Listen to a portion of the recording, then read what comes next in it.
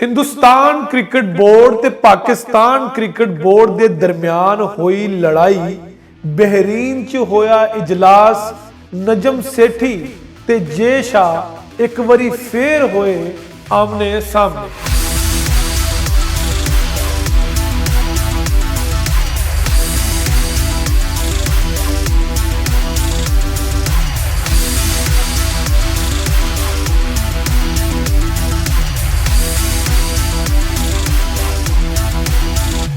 सत श्री अकाल, नमस्कार ते अस्सलाम वालेकुम। तुसी वेख रहे हो इंडोज टीवी आस्ट्रेलिया। नाजरीन, पाकिस्तान क्रिकेट बोर्ड ते हिंदुस्तान क्रिकेट बोर्ड के दरम्यान पिछले एक साल तो चलती हुई लड़ाई बहरीन पहुंच गई है। ते बहरीन इजलास दे विच ना पाकिस्तान क्रिकेट बोर्ड हार मन रहा है ते ना मन रहा है BCCI यानी कि हिंदुस्तान दा क्रिकेट बोर्ड।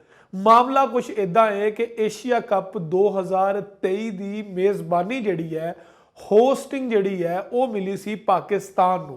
यानी कि पाकिस्तान अपने मुल्क दे विच एशिया कप करवाएगा, जिहदे विच पाकिस्तान, श्रीलंका, बांग्लादेश, हिंदुस्तान, उस तो बाद UAE की टीम ते अफगानिस्तान दी टीमां जिहड़ियां ने वो एशिया कप दे विच शामिल होणगियां।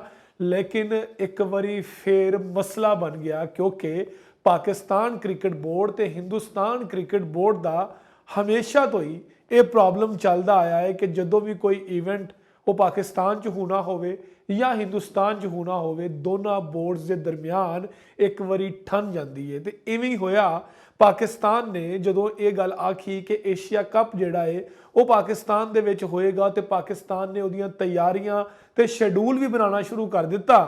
तो इस दौरान हिंदुस्तान वालों स्टेटमेंट आई कि वो पाकिस्तान के हालातों को मद्देनज़र रखद्या होया अपनी क्रिकेट टीम को पाकिस्तान नहीं घल्लणगे।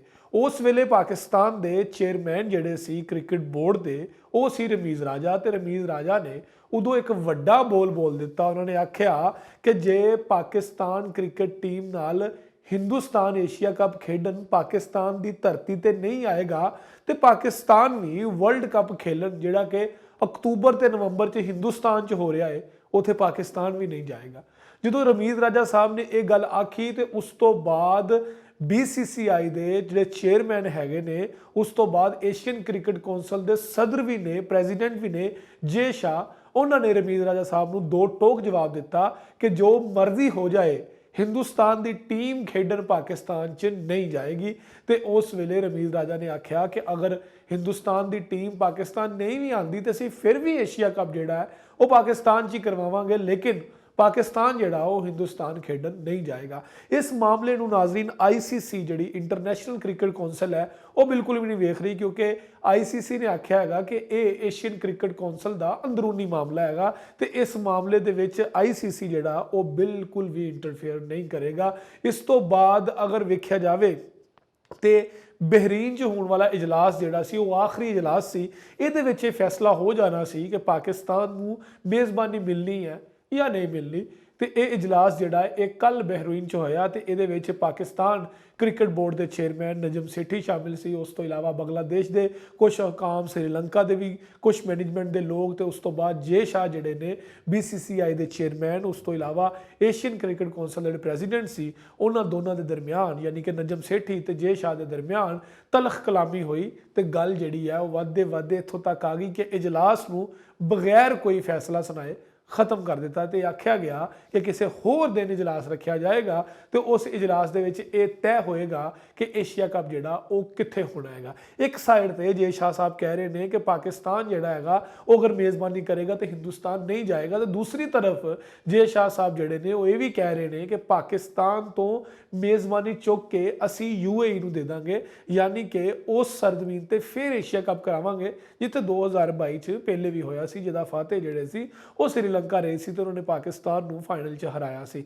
इस तो इलावा जे शाह ने यह भी गल आखी है कि पाकिस्तान को सोचना चाहिए है कि एशिया क्रिकेट कौंसल ते इंटरनेशनल क्रिकेट कौंसल यानी कि ICC तो ACCA दोनों दो मुख्तलिफ चीज़ा है, क्योंकि एशिया कप अगर हिंदुस्तान खेडन नहीं भी आता तो इट्स ओके, लेकिन अगर पाकिस्तान वर्ल्ड कप खेलन नहीं आएगा तो ICC वालों पाकिस्तान को सख्त रद्दे अमल जड़ा ਉਹ ਸਹਿਣਾ ਪਏਗਾ ਤੇ ਪਾਕਿਸਤਾਨ ਵਾਸਤੇ ਇਹ ਬੜਾ ਖਤਰਨਾਕ ਹੋਏਗਾ, ਪਾਕਿਸਤਾਨ ਦੀ ਕ੍ਰਿਕਟ ਵਾਸਤੇ ਬੜਾ ਖਤਰਨਾਕ ਹੋਏਗਾ। ਪਰ ਪਾਕਿਸਤਾਨ ਦੇ ਚੇਅਰਮੈਨ, ਕ੍ਰਿਕਟ ਬੋਰਡ ਦੇ ਚੇਅਰਮੈਨ ਨਜਮ ਸੇਠੀ ਨੇ ਪੁਰਾਣੇ ਚੇਅਰਮੈਨ ਰਮੀਜ਼ ਰਾਜਾ ਦੀ ਉਸੇ ਰਵਾਇਤ ਨੂੰ ਬਰਕਰਾਰ ਰੱਖਦੇ ਹੋਏ ਆਖਿਆ ਕਿ ਪਾਕਿਸਤਾਨ ਹਿੰਦੁਸਤਾਨ ਨਹੀਂ ਜਾਏਗਾ ਜੇ ਤੁਸੀਂ ਏਸ਼ੀਆ ਕੱਪ ਖੇਡਣ ਇੱਥੇ ਨਹੀਂ ਆਓਗੇ। ਖੈਰ, ਏਸ਼ੀਆ ਕੱਪ ਦਾ ਜਿਹੜਾ ਫੈਸਲਾ ਹੈਗਾ ਉਹ ਹਾਲੇ ਤੱਕ ਖਟਾਈ 'ਚ ਪਿਆ ਹੋਇਆ ਹੈ, ਹਾਲੇ ਤੱਕ ਉਹ ਮਾਮਲਾ ਜਿਹੜਾ ਹੈਗਾ ਉਹ ਲਟਕਿਆ ਹੋਇਆ ਹੈ। ਦੇਖਣਾ ਹੁਣ ਇਹ ਹੈਗਾ ਕਿ ਪਾਕਿਸਤਾਨ ਇਸ ਮੇਜ਼ਬਾਨੀ ਨੂੰ ਬਚਾਉਂਦਾ ਜਾਂ ਨਹੀਂ।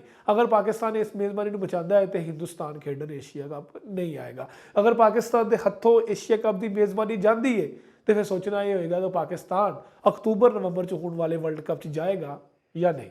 ਦੇਖਦੇ ਰਹੋ ਇੰਡੋਜ਼ ਟੀਵੀ ਆਸਟ੍ਰੇਲੀਆ।